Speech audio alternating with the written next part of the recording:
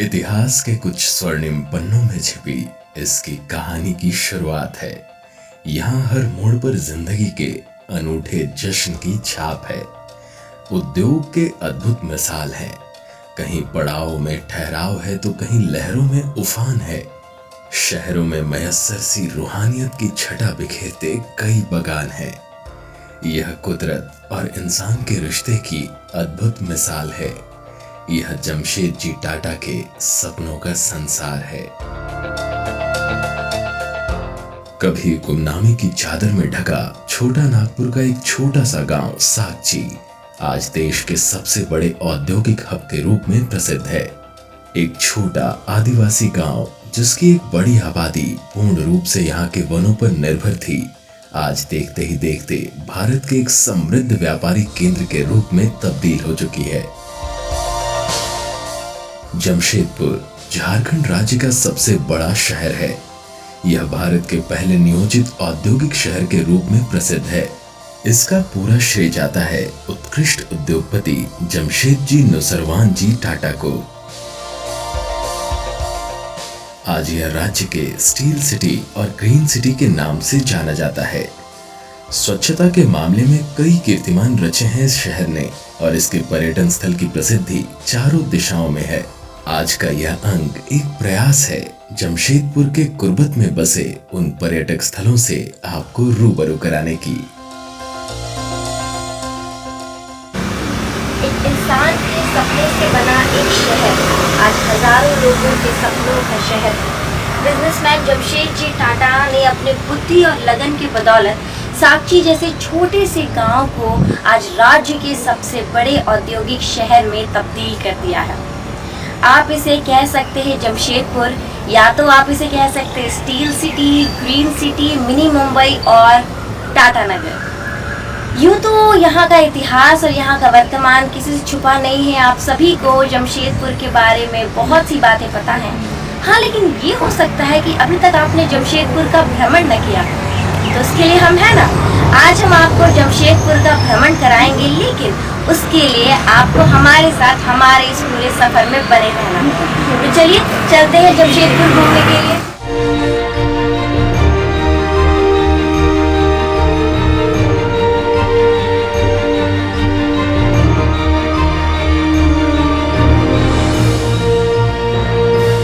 जब बात जमशेदपुर के खूबसूरती की होगी, हमेशा सबसे पहले स्थान पर ताजपोशी जुबली पार्क की होगी।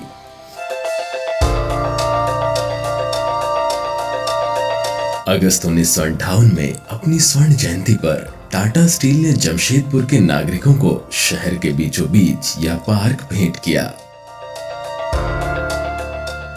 यह पार्क 500 एकड़ के विशाल क्षेत्र में फैला हुआ है और इसे विभिन्न वर्गों में विभाजित किया गया है।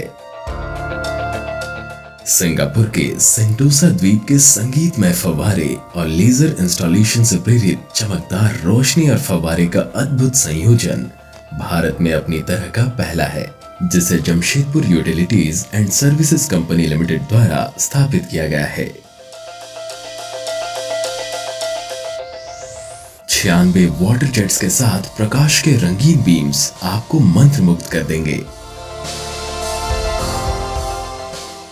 घूमने के लिए जो भी जगह है उसमें ये सर्वश्रेष्ठ माना गया है और यहाँ हर एक फैमिली अपना वीकेंड पे आके यहाँ बैठना, एक घरेलू पिकनिक करना, ये सब करते हैं। और हमें भी कभी समय मिलता है तो हम भी आ जाते हैं। ये एक अच्छी जगह है, वातावरण यहाँ का अच्छा है और हरा भरा पेड़ पौधा है, इसलिए आकर्षण का केंद्र भी है। सारे लोग कोशिश करते हैं कि कभी जब कोई काम नहीं रहे तो जुबली पार्क में भी आए।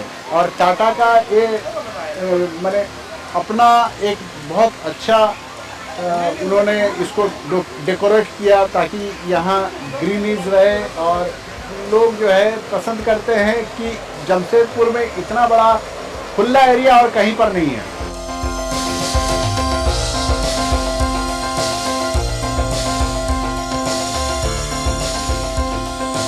काफ़ी अच्छा एक्सपीरियंस था ओवरऑल, क्योंकि मैं यहीं की बड़ी बड़ी हूँ, तो जुबली पार्क मैंने पहले भी देखा था, बट कोविड के बाद बहुत डेवलपमेंट्स हुए हैं और आज के डेट में ऐसी जगहों का स्टिल एग्जिस्ट करना अपने में एक बड़ी बात है, जहाँ पे लोग फैमिली के साथ अच्छा टाइम बिता सकते हैं, क्वालिटी टाइम स्पेंड कर सकते हैं। तो ओवरऑल काफी अच्छा एक्सपीरियंस। 1955 के अगस्त महीने में टाटा स्टील के आने वाले 50वीं वर्षगांठ को ध्यान में रखते हुए श्री GH कुमरिगल और BS निर्दय को इस पार्क के निर्माण की जिम्मेदारी सौंपी गई। ये पहले मैसूर और दिल्ली के राष्ट्रपति भवन के मुगल गार्डन के निर्माण कार्य की देखरेख कर चुके थे। इन्होंने वृंदावन गार्डन मैसूर तथा मुगल गार्डन दिल्ली के तर्ज पर इस पार्क का निर्माण किया।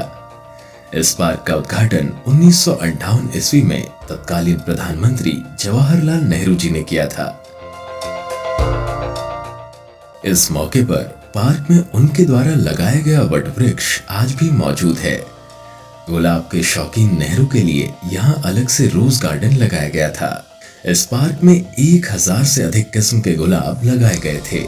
इस पार्क के गुलाब नेहरू जी के पास पहुंचाए जाते थे, जिसे वे अपने कोट में भी लगाते थे। हर एक साल 3 मार्च को जमशेदजी नुसरवानी टाटा की याद में पूरे पार्क को बड़े भव्य तरीके से सजाया जाता है। इस दिन पूरे विश्व से हजारों की संख्या में लोग यहाँ इस कार्यक्रम में शरीक होने आते हैं।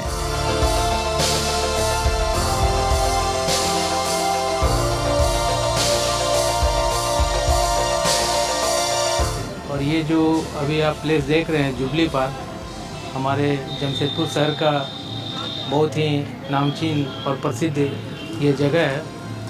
यहाँ पर हर तरह के लोगों के लिए मतलब ये स्पेस है, आप कोई भी आ सकते हैं, घूम सकते हैं और काफ़ी ही मनोरंजन दृश्य है यहाँ पर। और अभी हाल फिलहाल में तो काफ़ी इसमें सुधार भी और भी बहुत सारी चीज़ें की गई हैं, नए नए ये जैसा कि आज भी मैंने इन्हें देखा, ये डिज़ाइन है, बहुत ज़बरदस्त लग रहा है देखने में। यहाँ का इन्वायरमेंट बहुत अच्छा लगा, यहाँ का व्यू भी बहुत अच्छा है और यहाँ पे मतलब अच्छा माहौल जैसा लगा कि ये नहीं फील हुआ कि हम बाहर से आए हैं। जुबली पार्क के बारे में हम लोग बहुत सुना है, जमशेद जी का बना हुआ है, बहुत पहले की बनी हुई है पार्क। तो इच्छा हुई कि जुबली पार्क चल के हम लोग देखें किस तरह से जुबली पार्क बना है, यहाँ लोग कैसे आते हैं, किस वातावरण में है, यहाँ की साफ सफाई कैसी है। तो अति मनमोहक है, बहुत सुंदर है, देख के मन प्रसन्न हुआ। और यहाँ के सज्जन लोग हैं, अच्छे लोग हैं, रोड भी अच्छी है, पार्क भी है, झूले भी है, लेक भी है, माने काफ़ी विकसित है। और यहाँ आने से मन की शांति मिलती है, सुकून मिलती है।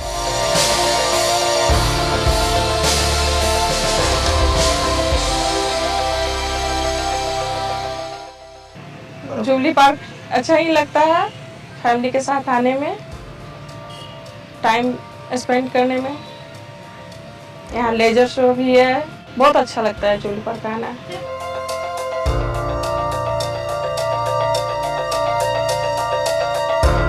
1958 में टाटा स्टील ने अपने गोल्डन जुबली के अवसर पर इस पार्क को जमशेदपुर के नागरिकों को गिफ्ट किया था।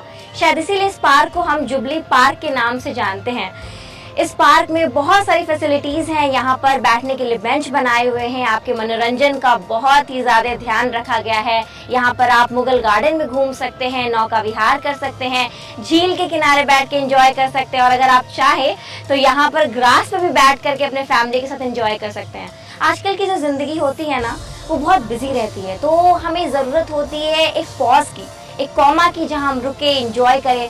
तो ये जो पार्क है वो एक परफेक्ट प्लेस होने वाला है। यहाँ पर जब आप आएंगे तो देखेंगे कि यहाँ बच्चे भी खेल रहे हैं, यहाँ बड़े भी एंजॉय कर रहे हैं, साथ साथ यहाँ पे जो सीनियर सिटीजन है वो भी आकर हंस रहे हैं, खेल रहे हैं, एंजॉय कर रहे हैं। मेरे हिसाब से तो जमशेदपुर का जो बेस्ट थिंग है वो है यह जुबली पार्क। तो आप भी कभी आप यहाँ पे आइए और एंजॉय करिए।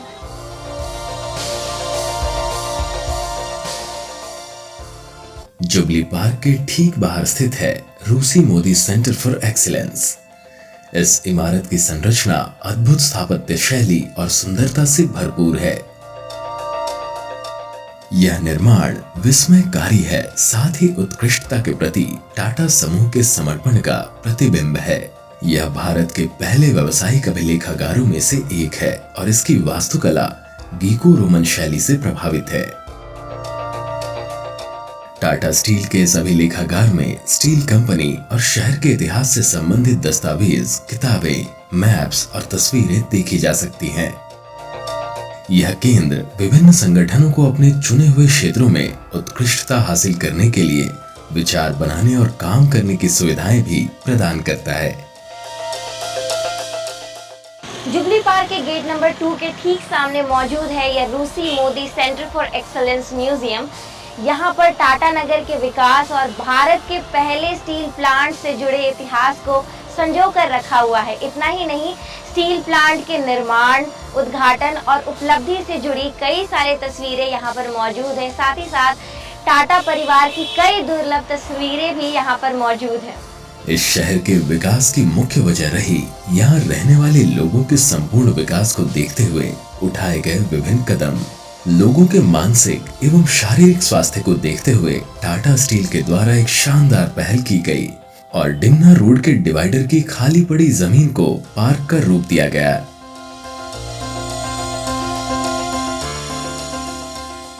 यह पार्क डिमना रोड के डिवाइडर पर 3 से 4 किलोमीटर की दूरी में टोटल 13 सेगमेंट में बनाए गए हैं। इस पार्क में पेपर ब्लॉक बिछाए गए हैं, बेहतरीन बागवानी की गई है और साथ ही लाइट की भी सुविधा दी गई है। यहाँ लोग वॉक करने के साथ साथ खुले आसमान के नीचे सुकून भरा वक्त बिता सकते हैं।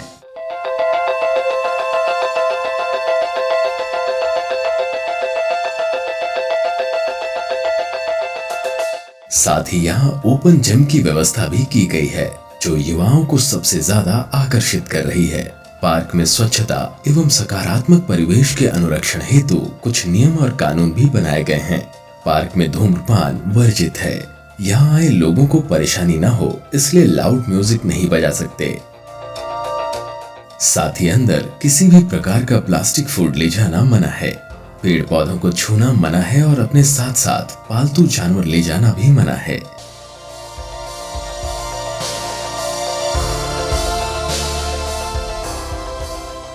जहाँ एक ओर शहर की जिंदगी में भाग दौड़ है, वहीं दूसरी ओर डिमना झील की वादियां शांत है। झील पहुंचने से पहले ही मनमोहक वादियां हृदय को प्रफुल्लित कर देती हैं। यह झील जमशेदपुर शहर से 13 किलोमीटर की दूरी पर स्थित है। दलमा पहाड़ी की तलहटी में बनी इस कृत्रिम झील को देखने सालों भर पर्यटक आते रहते हैं।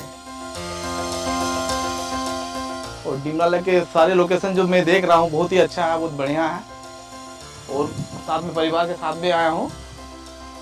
दूसरी बात है, जमशेदपुर के जो है स्पॉट पिकनिक स्पॉट है और इस पिकनिक स्पॉट के मद्देनजर चारों ओर हरियाली है पूरा।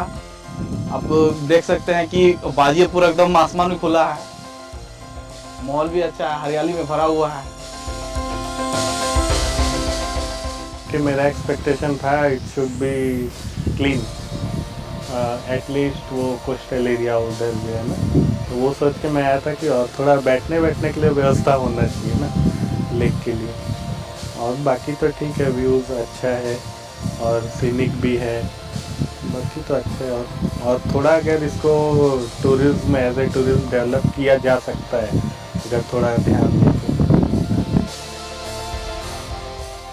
वर्ष 1907 में जब जमशेदपुर में टाटा स्टील कंपनी लिमिटेड की स्थापना के पश्चात कंपनी प्रबंधन को यह एहसास हुआ कि भविष्य में जैसे जैसे शहर की जनसंख्या बढ़ेगी, जल संकट की समस्या भी उत्पन्न होगी। इसलिए भविष्य की जरूरतों को ध्यान में रखते हुए जमशेदपुर शहर के आसपास एक डैम के निर्माण का निर्णय लिया गया। उस वक्त कंपनी के पदाधिकारियों की नजर दलमा पहाड़ियों के तलहटी में एक जलाशय पर पड़ी और वर्ष 1940 में यहाँ डिमना डैम के नाम से निर्माण कार्य शुरू हुआ। भारत के प्रथम इंजीनियर विश्वेश्वरैया ने डैम का डिजाइन किया था।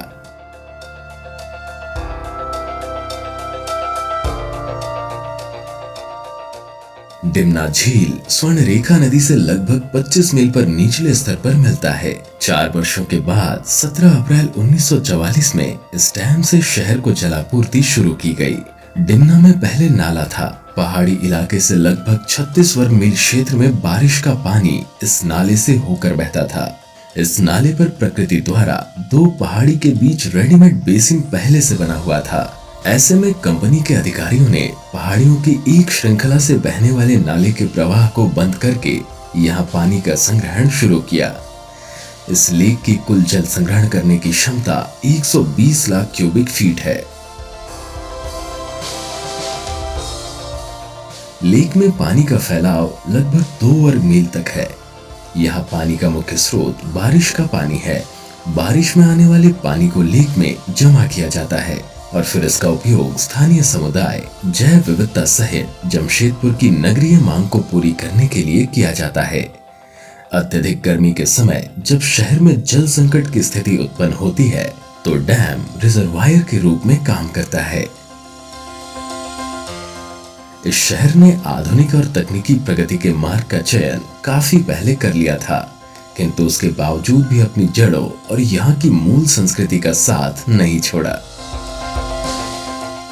डिमना लेक दलमा पर्वत श्रृंखला के तलहटी में स्थित है। इसका निर्माण शहर से तकरीबन 10 किलोमीटर की दूरी पर टाटा स्टील द्वारा किया गया था। ये जो स्थान है वह पिकनिक स्पॉट के रूप में बहुत ही मशहूर है। न ही सिर्फ झारखंड के लोग बल्कि पश्चिम बंगाल से भी लोग यहाँ पर आते हैं और नवंबर से फरवरी तक के महीने में तो यहाँ पर पर्यटकों का तांता लगा रहता है। आप देख सकते हैं यहाँ का वातावरण इतना मनोरम है, इतना सुंदर है।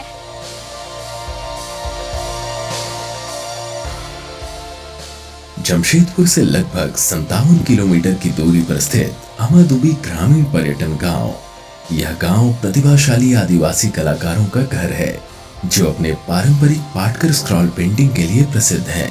यह लगभग 54 चित्रकार परिवारों का घर है जो पेड़ों की पत्तियों और छाल से बने स्क्रॉल पर महाकाव्य, लोक कथाओं और ग्रामीण जीवन के दृश्यों को चित्रित करने में कुशल हैं। यह गांव पूर्वी सिंहभूम के दाल भूमगढ़ ब्लॉक में स्थित है और झारखंड के जनजातीय कलाकारों का केंद्र है। इस गांव के बारे में कहा जाता है कि यहाँ के लोग पेड़ों की छाल से घर की दीवारों पर ग्रामीण जीवन के दृश्यों को चित्रित करते हैं। यहाँ हर घर की दीवारों पर आपको महाकाव्यों, लोक कथाओं और ग्रामीण जीवन से प्रेरित पेंटिंग मिल जाएगी। आदिवासी नृत्य, भोजन, कला और संस्कृति का आनंद लेने के लिए यह एक खूबसूरत जगह है।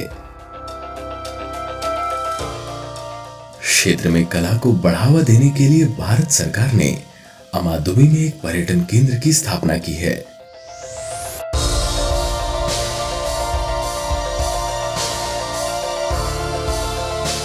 हमारा ये ग्रामीण विकास पर्यटन 2009 में शुरू हुआ और 2013 में बन के पूरा हुआ।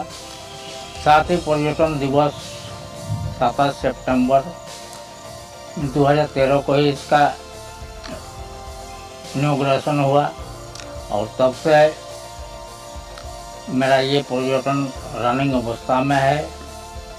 इसको बनाने का उद्देश्य है पूरा देश इंडिया में 129 ग्रामीण पर्यटन बना था, लेकिन रनिंग अवस्था में हमारा ये अमादुबी पाणिया रूरल टूरिज्म और गुजरात में कच्छ रनवे रणभूमि पर बना हुआ होटका, यही 2 रनिंग अवस्था में है।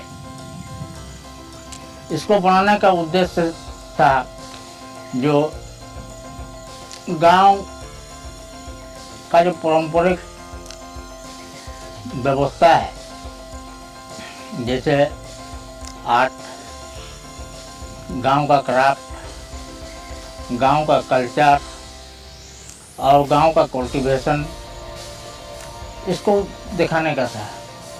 गांव में हमारा संस्कृति क्या होता है, कैसा होता है, इसको प्रचार प्रसार कराना था, जो हम लोग अभी कर रहे हैं।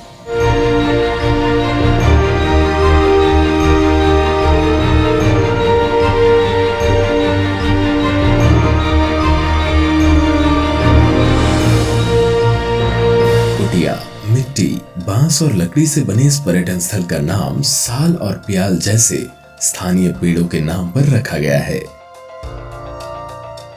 कुटिया की दीवारों और छतों पर हाथ से चित्रित रूपांकन, जबकि दरवाजों और खिड़कियों पर डोगरा हैंडल की नक्काशी की गई है। अमादोबी पर्यटन केंद्र में आकर्षक आदिवासी संस्कृति और परंपरा के साथ साथ प्रकृति के प्रति शाश्वत आकर्षण मौजूद है। हमारे एखाने टूरिस्ट लोग आते हैं तो वो लोग को खाना खिलाते हैं। तो जो हमारे एखाने देहातेर खाना सेरकमই খাওয়াই আমরা, বা টুরিস্ট লোককে কীভাবে আমাদের এখানে মেনটেন করতে হয় বা কীরকমভাবে রাখতে হয় ওরাকে, বা এইভাবে ওরা আসে আমরা ওরাকে নিয়ে আসি বা সব কিছু আমরা মেনটেন করি ওখানে ওরাকে। আর খাবার দাবার কোনো দিন কোনো কিছু অসুবিধা, যেমন মাংস পিঠা হয়, আমাদের মাংস পিঠা হয়, সবজি পিঠা হয়, লাউকি পিঠা হয়, মশরুম পিঠা হয়, গুঁড়ি ঘাঁটা হয়, মাংসর পোড়া হয়।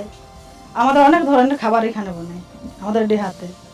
তো আমাদের সেইভাবে আমরা টুরিস্टকে মেনটেन করি। त्योहारों के मौसम के दौरान यह स्थान आदिवासी नृत्यों, अनुष्ठानों और धार्मिक समारोहों के प्रदर्शन से गूंज उठता है।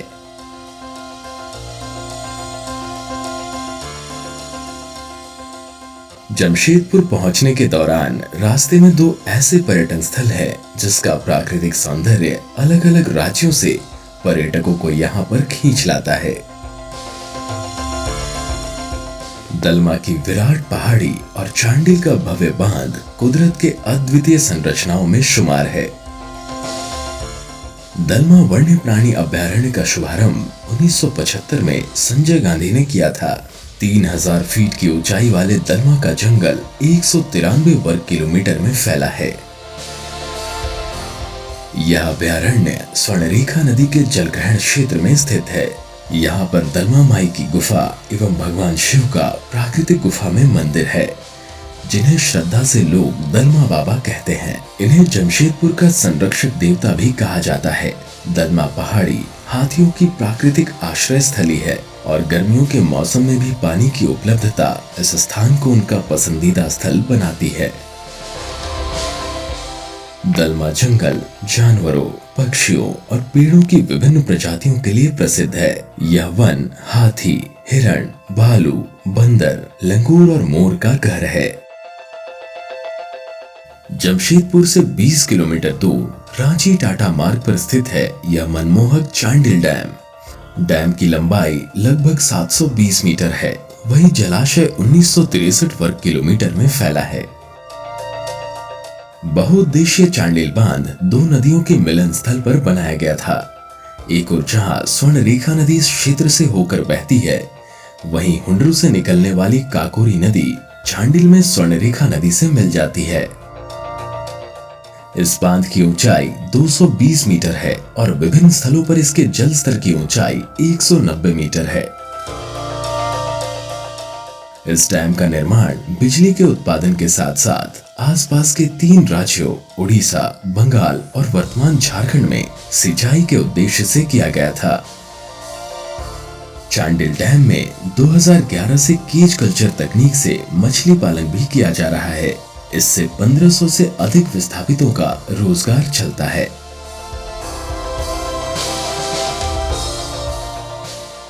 अपनी मृत्यु से पूर्व वर्ष 1902 में जमशेद जी टाटा ने अपने पुत्र दोरब जी टाटा के नाम एक खत लिखा था, जिसमें उन्होंने टाउनशिप के अपने विजन को साझा किया था। इस खत में उन्होंने चौड़ी सड़कें, वृक्षारोपण, बगान, मैदान एवं सर्वधर्म स्थलों की चर्चा की थी। आज इस शहर को देखकर लगता है मानो उनके द्वारा लिखी गई चिट्ठी जीवंत हो चुकी है। शहर को एक साथ जोड़ती चौड़ी सड़कें, कड़ी धूप में शीतलता प्रदान करते हजारों पेड़, रंग बिरंगे फूलों से सजे बागान, बड़े बड़े खेल के मैदान और इस शहर में बसे बाशिंदों में आस्था और विश्वास का दीप जलाते विभिन्न धार्मिक स्थल। इस शहर का हर कोना बड़ी फुर्सत से तराशा गया है। इसने 1 सदी से अधिक वक्त खुद को गढ़ने एवं संवारने में व्यतीत किया है और यही वजह है कि एक ओर यह शहर आज देश में सबसे तेजी से सतत विकास की सीढ़ी चढ़ रहा है, वहीं दूसरी ओर इसकी खूबसूरती विश्व भर में लोगों के दिलों में उतर रही है। If you like nature, you will love this place. But if you don't, this place will make you fall in love with it. ये बातें मैं नहीं, पूरा जमशेदपुर आपसे कह रहा है। जमशेदपुर के स्वर्णिम इतिहास और समृद्ध विकास की कहानी झारखंड वासियों को गौरवान्वित करती है और यहाँ के टूरिस्ट प्लेसेस राज्य में आकर्षण केंद्र बने हुए हैं। शायद इसी विविधता की वजह से जमशेदपुर आज एक परफेक्ट सिटी की श्रेणी में आता है। अंत में मैं बस इतना कहना चाहूँगी, जमशेदपुर सुंदरता का खजाना है, बस आपको यहाँ आना है और यादें बनाना है।